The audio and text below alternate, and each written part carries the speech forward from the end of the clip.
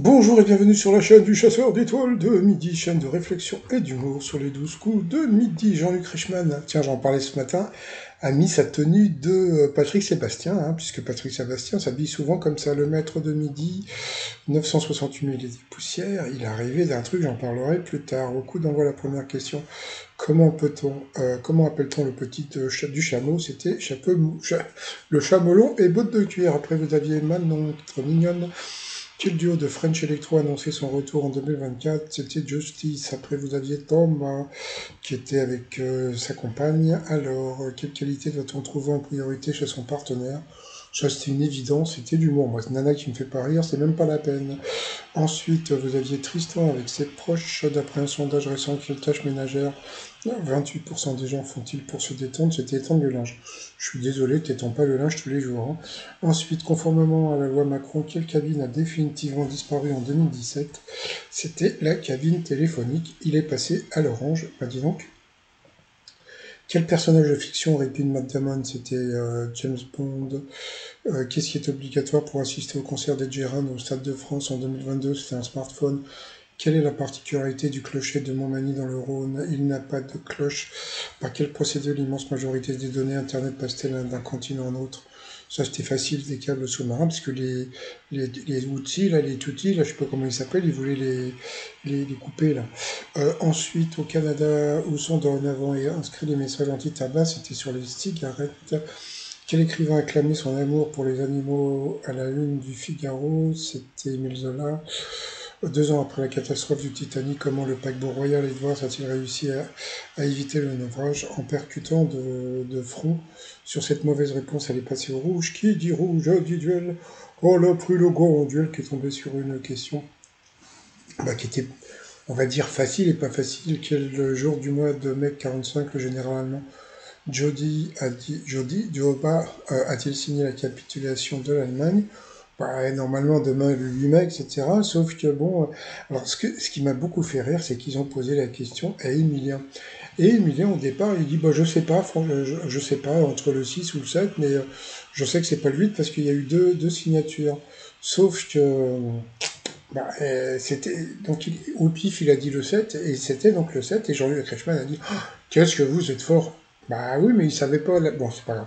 Allez, sinon, après, donc, coup par coup, une Gabrielle, la mauvaise réponse, c'était un fils de France Gall qui n'était pas Gabriel, et ensuite Max Boublil, et il est arrivé pour faire la publicité de son film qui s'appelle, je sais pas quoi, Poissy, Neuilly-Poissy.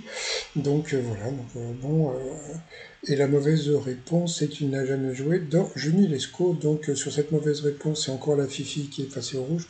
Qui dit rouge dit duel, alors après le grand duel qui a eu droit à la pub. Alors on revient après la pub. Allez, retour de pub. Alors quelle question va-t-il avoir? C'est parti. Qui était l'acteur principal de The Artist? En plus, je vous dis pas, il paraît qu'il fait partie des 10 de MeToo Cinéma. Donc c'était un genre. Allez, ensuite, coup fatal, c'est parti, mon cucu. Lors de quelle guerre le général Grant, guerre de sécession, a qui Aya Nakamura? C'était Jean-Jean. Quand on est poli, on sait qu'il ne faut pas montrer quelqu'un du doigt. Non, ce qui me fait rire, c'est que ça, c'est une question pour Emilien. D'habitude, il a des questions d'histoire. Là, ils lui ont mis une question en passant. Quel moyen de transport individuel est un mot avec 5 T? La TTT, c'était la trottinette. Quelle super-héroïne se cache sous le nom de Françoise Dupont? Il ne savait pas, c'était super... J'ai vu celle qui pète, là, comment on dit... moi, je sais plus son nom. Quel nom de fonctionnaire de police apparaît si on enlève une lettre au mot argent? Donc c'était agent. Oui, c'était Fantomette, la fille d'avant. Quand il a pas trouvé, donc il lui met une question facile. Quel quatuor chantait Mandé Mandé? C'était Mamas and Papas.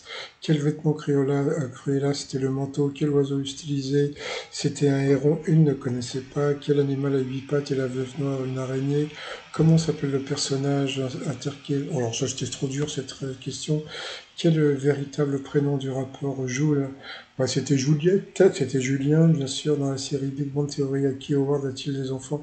Ça, c'était une question pour le candidat. Donc, bon, c'est pas grave. Quelle maladie mortelle est à l'origine du mot de la varicelle? Ça semblait facile. Tu prends les 3 premières lettres, c'était la variole. Et à la fin, donc, il a été éliminé. Donc voilà, il est content parce que alors, voilà.